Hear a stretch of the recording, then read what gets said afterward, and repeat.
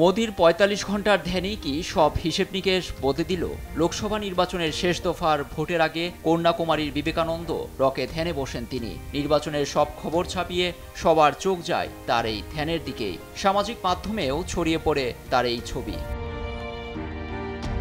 Vote শেষ, চোখও খুলেন প্রধানমন্ত্রী মোদি। যত আলোচনা তার এই ধ্যান নিয়েই। ভোট ফেরত জরিপে দেখা গেছে মোদি ম্যাজিকের সবকিছুই লন্ডভন্ড।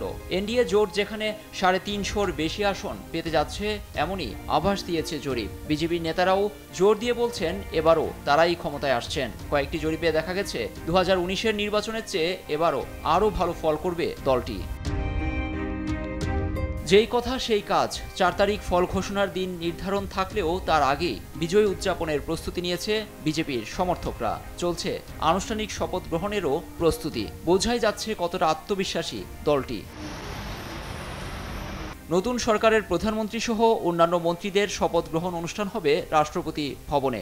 অনুষ্ঠানস্থল সাজানোর পাশাপাশি প্রয়োজনীয় জিনিস আনতে গত ২৮ মে রাষ্ট্রপতির সচিবালয় একটি দরপত্র আহ্বান করে। নতুন সরকারের শপথ গ্রহণ অনুষ্ঠানের প্রস্তুতি গত সপ্তাহেই শুরু হয়ে গেছে। বড় একটি রাজনৈতিক অনুষ্ঠানেরও আয়োজনের পরিকল্পনা নিয়েছে বিজেপি, যেখানে বিশ্বের অনেক দেশের সরকার প্রধানকে আমন্ত্রণ করা হতে পারে। লুৎফর কবির, নিউজ ডেস্ক, দেশ টিভি।